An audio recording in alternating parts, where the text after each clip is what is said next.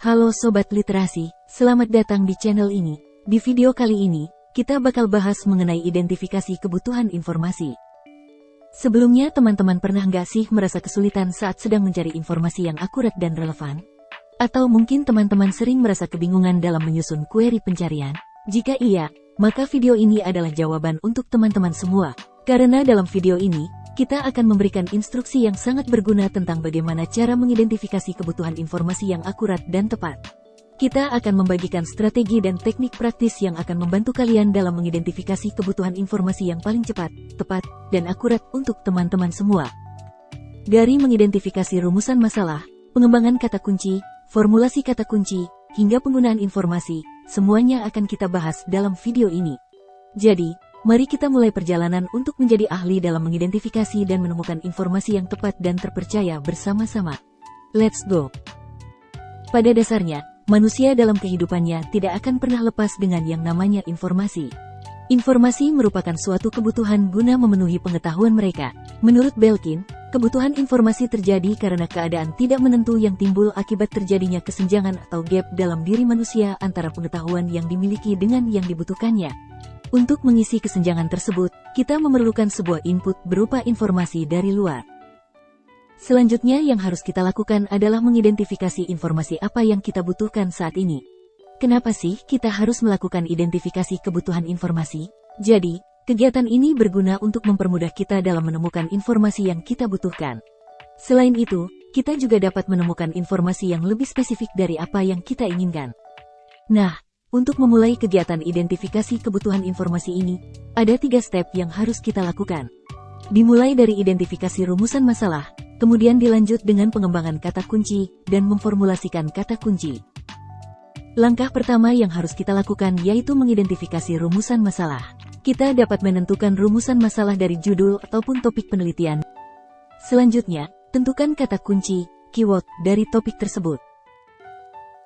Adapun topik penelitian yang akan kita gunakan dalam praktik kali ini adalah mengenai tradisi pernikahan di masyarakat Nusa Tenggara, yang jika diubah ke dalam bahasa Inggris menjadi Mariage Traditions in the People of Nusa Tenggara. Dari topik tersebut, didapatkan 3 kata kunci utama yaitu tradition, Mariage, dan Nusa Tenggara.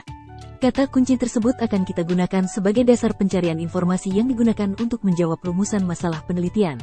Namun apabila kita hanya menggunakan 3 kata kunci tersebut pastinya akan menghasilkan informasi yang masih sangat luas, sehingga kita harus mengembangkan kata kunci lain ya teman-teman. Oleh karena itu, langsung saja kita next ke step 2, yaitu pengembangan kata kunci. Dalam proses pengembangan kata kunci ini kita akan menggunakan thesaurus. Mengapa thesaurus? Karena dengan thesaurus kita bisa menemukan frasa lain dari kata kunci utama yang telah diidentifikasi. Setelah mengembangkan kata kunci dan menemukan frasa lain dari kata kunci utama, langkah selanjutnya yang harus kita lakukan adalah menyusun konsep kata kunci. Untuk apa? Tentu saja untuk mempermudah kita dalam menemukan sumber informasi yang spesifik dan sesuai dengan kebutuhan informasi. Dalam penyusunan konsep kata kunci ini, kita mencari sinonim dan antonim dari kata kunci yang telah dibuat. Tradition memiliki sinonim culture sedangkan antonimnya modern. Mariage memiliki sinonim wedding sedangkan antonimnya unwedded. Selain itu, kita juga bisa memetakan kata kunci berdasarkan kata yang berkaitan dengan kata kunci, contohnya Nusa Tenggara dengan East Nusa Tenggara atau West Nusa Tenggara. Hasil pengembangan kata kunci yang kita lakukan tadi dapat dijadikan modal penelusuran informasi, supaya kita dapat menemukan literatur atau sumber informasi yang spesifik dan relevan dengan kebutuhan.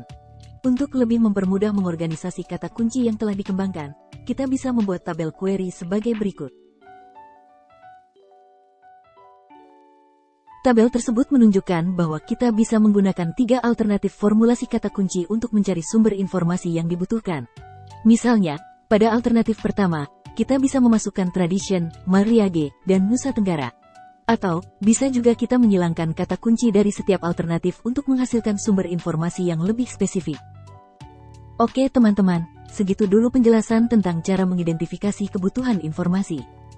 Ini merupakan tahapan awal dari serangkaian aktivitas pencarian dan penggunaan informasi, jadi pastikan kalian menonton video seri selanjutnya yang berisi tentang lokasi dan strategi dalam penelusuran informasi. Ya, masih di channel YouTube yang sama kok. Sampai jumpa di video selanjutnya. Bye-bye.